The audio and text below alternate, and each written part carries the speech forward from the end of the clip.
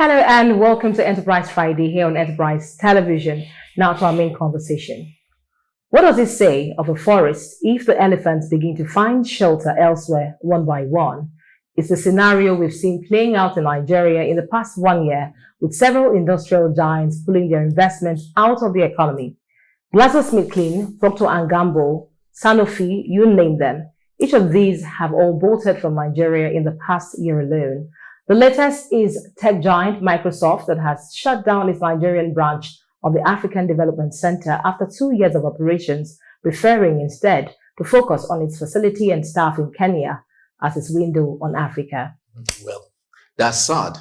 But the development comes amid a rise in inflation that has turned Nigeria's economies hostile to both domestic and foreign investors. Yes, Microsoft closed its 7th-floor Nigerian facility in Ikoyi, Lagos State.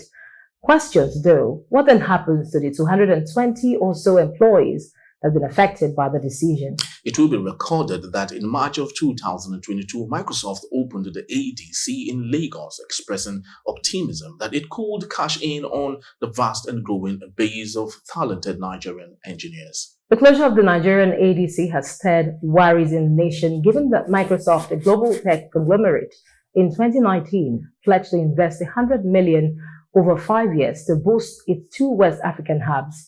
The termination of operations in Nigeria while still running business in Kenya has left many citizens puzzled, especially because other multinational companies like UK drug giant GlaxoSmithKline and Procter & Gamble have also exited Nigeria. Well, the gods are not to be blamed. Then who is? Our guests this morning, to do justice to the subject on the reference, are Opeoluwa Taiwo and Emeka Madunago. Good morning, guys. Welcome, hello. gentlemen. Welcome. Thank God it's Friday. Yeah. All right, welcome. This is a worrying trend, Emeka, but help us understand, first of all, what do you think the reason would be for companies to be exiting Nigeria? That's one. And then what's the impact on our unemployment index? Yeah, you know, in any country where companies cannot repatriate their earnings in dollars, you know, and where you have an unstable exchange rate regime, it's a huge cause for concern. Because, excuse me, companies don't generally run on their personal funds. A lot of them run with credit from banks. So they need to be, you know, there needs to be a constant flow of resources. And, you know, in the last 1 year, it's been really bad. You know, the foreign exchange regime in Nigeria has been really bad. And so that's why we racked up, you know, a huge backlog, you know, with airlines and then the other companies. Then the economic climate, the domestic economic climate has been generally rough. You know, so you see Airtel, MTN, Nigerian Breweries, which other one? You know, big giants, Nestle, declaring losses. Nigerian Breweries even talking of shutting down some plants. So the economic situation in Nigeria is really, you know, is really it's going through a rough patch. And sadly enough, is a disincentive for foreign investment. Now, our economic mainstay, which is crude oil, you know, the production of oil has been going down. Incidentally, right now, it is at 1.23 million barrels per day, whereas our OPEC quota is 2.5 million barrels per day. So what it means is that effectively we are short of 1 million barrels per day. So now, with that rampant oil theft in Niger Delta, you see new investors are not keen on coming in to invest because they look at it. The oil majors, Shell and the rest of them, are exiting the Niger Delta. So why would they want to come in and take over? Look at Seplat. Declared a loss the other day, and it rattled the oil industry. So the economy is really in a bad shape right now, and it calls for extraordinary economic measures, you know, because I worry about the situation. Yes, very, very truly. I think there's cause for a great worry and concern, especially in Nigeria. And speaking about concerns, Oluwa, let's talk about what Microsoft is doing in other clients. Just in April, just a couple of months back, Microsoft is partnering with Indonesia. They invested $1.7 billion in a vision they call Golden Indonesia. Now, this is happening just a couple of days back, and they are pulling off plug from Nigeria. What do you think that is telling the people running administration in Nigeria? All right. So for the the Microsoft being one of the tech giants and the global village exists in Nigeria is very, very unexpected and somehow unexplainable. In quotes, unexplainable, in quotes. Now, why did I say unexplainable in quotes? Now you're bringing $100 million into an economy. So what does that mean? To a continent. To a continent. Yeah. So what does that mean? They're expecting some turnovers. They're expecting some profits. ROI, yes. ROI out of that $100 million in a couple of 5 years, thereabouts. So Nigeria, India, Indonesia, almost the same line of economy. One way or the other, one was dragging foot, the other one took some leap, both internally and externally. Now, what do we have? We're talking about 33% inflation as of today. As of last year, we're talking about 27 to 20 to 29.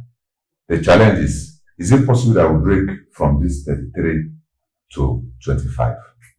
What are the indices? What are the index that we need to use to do that? The another thing is that, are we actually ready to break from that 33% into 25%? Because these are the things that makes a tech giant to say, I want to bring this figure into your country, or I'm removing this figure from your country. In the business world, business does not answer to emotion or to sentiment. Business answer to simple figure. If your figure is not coming in, if your figure is not adding up, you're not doing business. And if you're not doing business, why should I come to your country? I'm coming to your country to do business, not to charity. Not charity. It's not a charity organization. Correct. I'm coming to do business. Very when true. I'm coming to do business, I'm looking for figures. And when I'm looking for figures, I'm not just looking for figures. I'm looking for sustainable figures. Not those erratic figures that we have been posting all this while. Talking about having to, saying that you're having a 1 million barrel per day. After 1 month, that 1 million barrel per day is nowhere to be found. And you're having queue at the filling station. So what happened to that 1 million barrel that you say you're producing? That means the figure is not adding up. Something is wrong somewhere. And you're doing that consistently for 6 months. That means that my $100 million, something's going to happen to it. If you can't deliver your $1 million, your 1 million barrel per day, something will happen to my $100 million. Absolutely. And that means, as you're going down your barrel per day, my $100 million also will be going down. So, less than 2 years, they're doing what? They're taking the leap out of the system. So we must understand that business, and that's why you see some of the government officials understand that if your figure is not adding up, go back to the drawing table. Where are we getting it wrong? Are we putting the wrong people at the right place?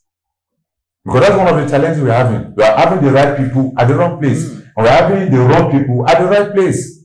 You cannot put an Greek expert to become CBN governor. Something will be wrong somewhere. There will be a leakage. There will be a gap. There will be a fintech gap in that space. Or you are putting a journalist to be in charge of the Ministry of Justice. Then you know that the justice of that nation is what is going down the drain. Because it's not all about analysis. It's all about law, pure law. So, if we're having all of this challenge, what do we need to do immediately? We need to salvage the economy. And in salvaging the economy, we must understand, number one thing that is very crucial is that what is CBN doing in all of these figures? Is there the economic palliative that we are bringing into the system? Don't forget, this economic palliative is for the citizen. And when the economic palliative are coming, because what we're having now is we're having too many of citizen palliative. That's not sustainable. You can't be giving people food. You can't be sharing money. And somebody saying, humanitarian. What is humanitarian? It's that we are devaluing our people as an economy. There's nothing called humanitarian. There is Ministry of Youth. Whatever you need to do to make sure that youth, they can able to what? To have conversation with the same youth in Japan. Do it for the Ministry of Youth. Whatever you need to do for the women, for them to have the same catalyst grant with the people, with the women of USA, do it for the Ministry of Women. Nothing like humanitarian. And that's why you can see so many dollars being siphoned through that channel of humanitarian. So the government will understand that you must come to the table and bring the right people at the table to salvage the economy. If not, if we say that the gods are not to be blamed, then who else is to be blamed? Thank you so much. Well said. Thank you so much, Mr. Okpeoluwa, for your submission. I sincerely appreciate the fact that you highlighted a couple of things and you talked about square pegs in round holes, and government, should look intently inwardly and put the right people or the right place. I also like that Emeka talked about ruffling feathers and how government policies has fostered what we now see. But Emeka, speak to the fact that this government has been touted as being insensitive and is gradually losing social grace, especially with subsisting realities. Do you think that the government of President Tinubu actually understands the enormity of multinationals exiting? Job losses, investors' confidence is being impaired, of course.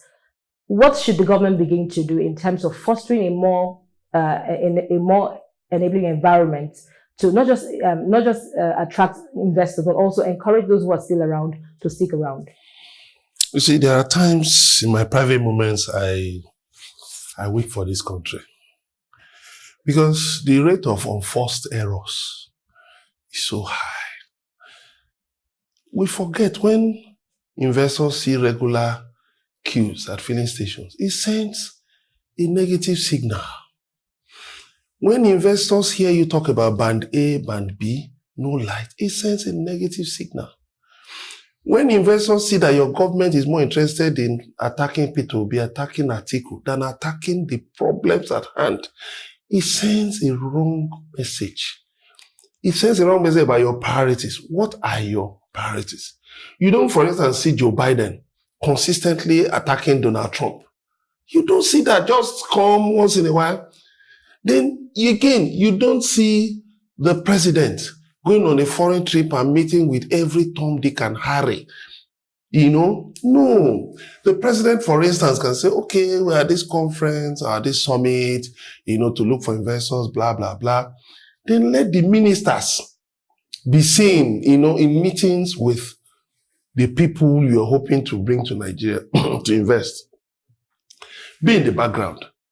Like when the president went to Qatar and was saying, if any of my ministers ask you for a bribe, report to me directly. That was bad. That was bad. You are telling the world that your ministers have been known to ask for bribes. That's terrible. There are things, you don't say at all. I wonder, the president's media team, who are those handling, who are those in the media team? Can't you just tell the president, Mr. President, don't even touch the microphone? Because why? People are also watching the body language. Not just what they say, they are watching the body language. So when you give out certain information, look at the cybersecurity levy. For crying out aloud, people are grappling with fuel scarcity, and you are bringing it. Wait. Do these people even have emotional intelligence? That is my problem.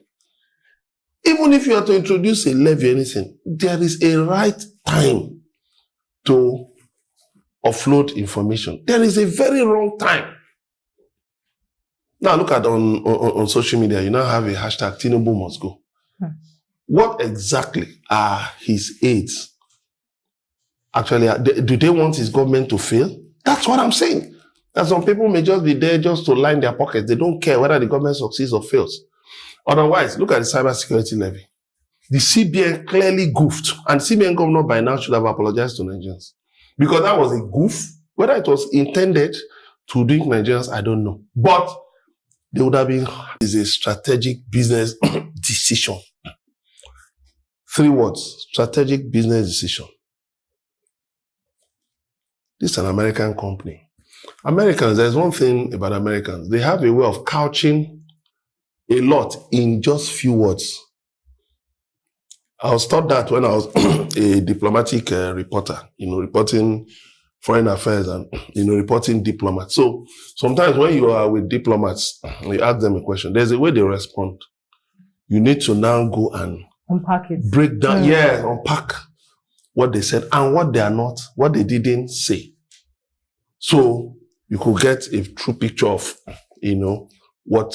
where they were, pointing at, Now, when they said strategic business decision, you should have understood that they were just saying something deeper than just those 3 words. Then the next thing, the presidential aide came and said, no, Microsoft is not going anywhere. Are you there? Are you an investor?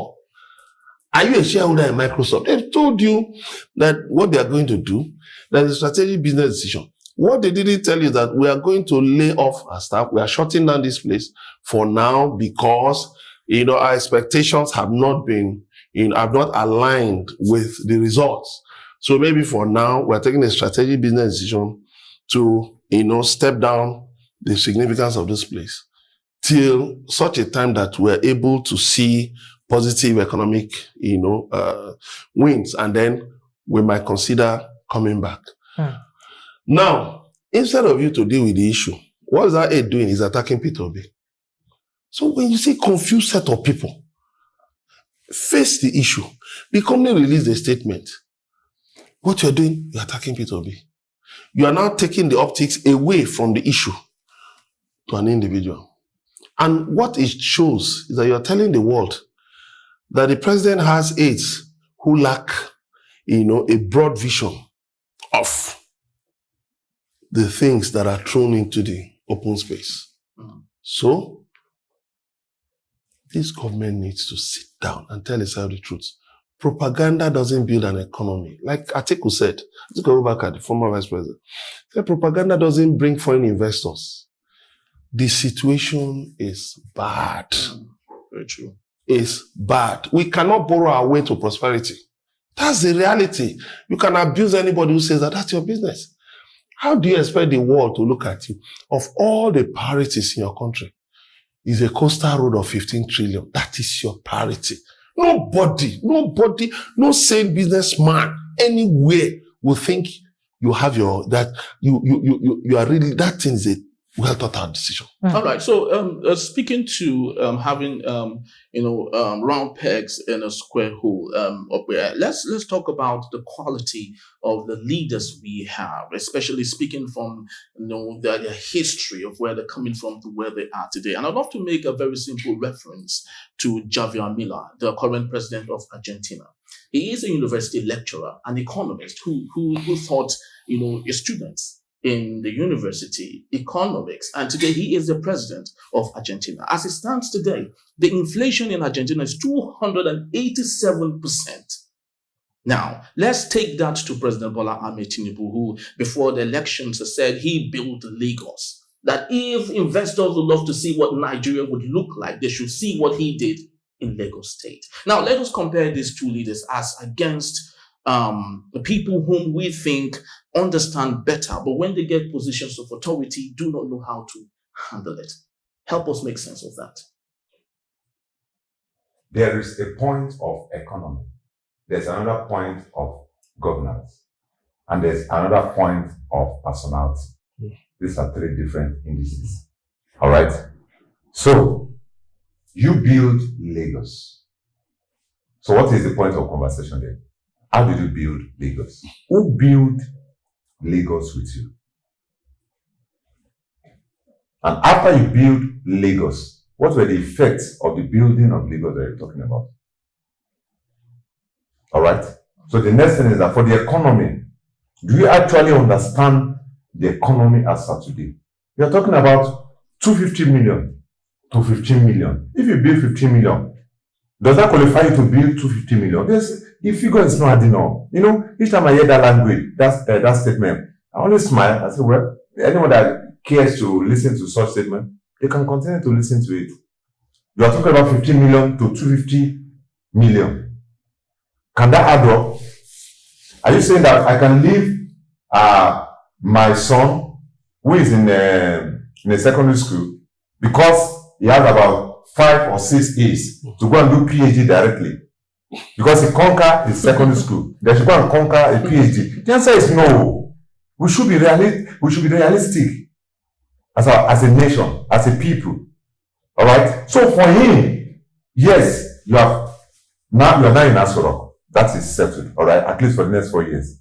Nobody can remove it for the next 4 years. Now the point is, for CBN, who are you putting in CBN? What is the antecedent of the CBN governor, the deputy governor, and the rest? Who are you putting as a minister of economy? All right.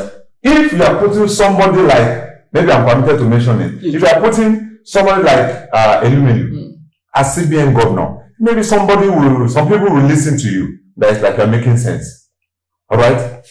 Can you give me somebody who has built a $1 million bank into a 200 million bank? Can you bring such a person to become CBN governor? Then I can listen to you. From $1 million to $200 million. Then I can listen to you. All right. So those are the things that we must look at. If you are talking about the, what do you call it, the agri, look at what Adewumi did. Look at what he did as the former agri minister. Up to now, nobody has been able to beat his record. In terms of fertilizer, in terms of sustainability of what? Quality food supply in the economy. Because these agri ministers do not understand the meaning of farming. Are you aware that farming is different from agri? Yes. Most people don't know. So that a farmer does not mean that you can qualify to become an agri minister. Do you understand the commercial value of tomato in the market? Do you understand the commercial value of an egg in the market? Do you understand the chain of what? Of business involved in just cassava? Cassava with gari, cassava with pap, cassava with starch, cassava with bread. Do you understand those chains of business? You know, that's what we're talking about. So when somebody says that I build 50 million economy, compared to now coming to build a 250 million economy, that figure is not adding up. And that's why we're not getting results. We have been bedeviled by sentiment, and sentiment does not run an economy. If you don't understand the meaning of economy, don't vie for the position of president of Nigeria anymore. If you don't understand the economy, politics is different from governance, and governance is different from economy. There are 3 different things entirely. You can be a professional in the area of politics, but in the area of governance, you are zero. In the area of economy, you are zero. And that means the economy will be in zero. And that is the problem we're having as of today. And we must get it right. Yes, and with the fracture we have, do you think it's ever possible, currently, do you think it's ever possible for us to make, reinstate what is broken? Go back to the drawing board. Change some of these ministers. Give them a target. If you don't understand what it means to grow an economy, then leave my government. It's as simple as that. It doesn't mean that they are not good as professionals. They are good as professionals. They might be good bankers, but doesn't mean that they are good as what? Minister of Finance. Right. All right. There are 2 things entirely. Like the last CBN governor. Immediately became governor. The first thing I did, I was in the banking industry. I went straight to his former bank and I asked, what is the antecedent of this man called Godwin? And he said, nothing good can come out of that CBN governor. And truly, nothing good comes in. Because when he was the former MD of that bank, he did nothing tangible in that bank. No innovation into that bank. And you're bringing such person into CBN and you expect something good to come out of CBN, the answer is zero. And that's why it goes zero. The 0 plus 1 million, it is 0. All right. Thank you so much, Taiwo Opeoluwa and Emeka Madina. In one breath, Emeka, we have 3 more years before this present government winds down on its first, first tenure. Yeah. Speak to voters and soldiers, because the hope that I have is going to be for our next election stream. We see that there's a lot of apathy in our voters because there's this mindset of I know they come and vote because they already know who's going to win, and that in itself is a problem. That in itself is why we are here. How do we encourage ourselves, psych ourselves up that our vote can actually count once again to bring on board the right people? No, you see, people deserve the leaders they get. It's as simple as. If you want to vote for somebody because he's your brother, no problem. You will get the best he can offer. But if you want to vote based on antecedents, based on track record, manifesto, do you know right now, up till now, Tinubu has not implemented one of the things he promised. I still remember one thing he kept singing everywhere. He said he would establish development boards for each of the 6 geopolitical zones. We have a Northeast Development Commission. NDDC is there too. We have NDDC, 1, 2. But the Southwest, which is his base, none. Southeast, none. All right. North Central, none. Northwest, none. Now, let me tell you something. You see, charity, they say, begins at home. His wife, Remi, when she was a senator, there was a time she moved a motion for a Southwest Development Commission. Northern senators shouted that down. Now, Tinubu is the president. This is the best time for you to push that through. Okay. But you know what? You're not doing that. And so, what are we talking about? Like the British press will say, is the economy stupid? It's the economy stupid? Because why? You crack your head. Let somebody, break that head and let you know that everything going forward, the election or whatever, is about the economy. Let me tell you something. Forget about Lagos, Seaport and all of that. That is nonsense.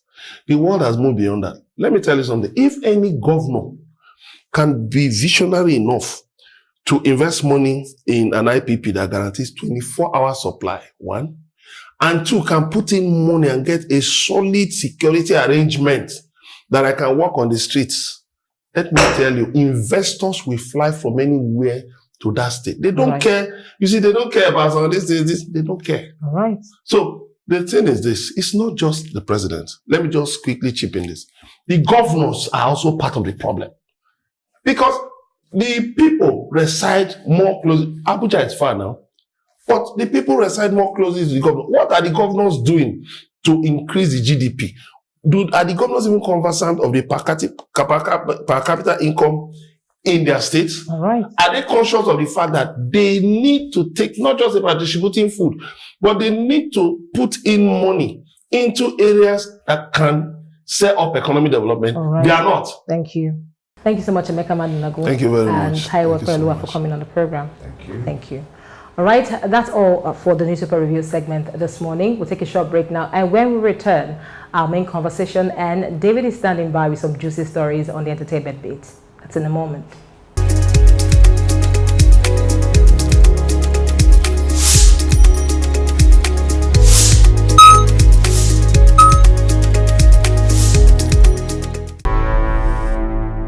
Enterprise TV, a tradition of truth.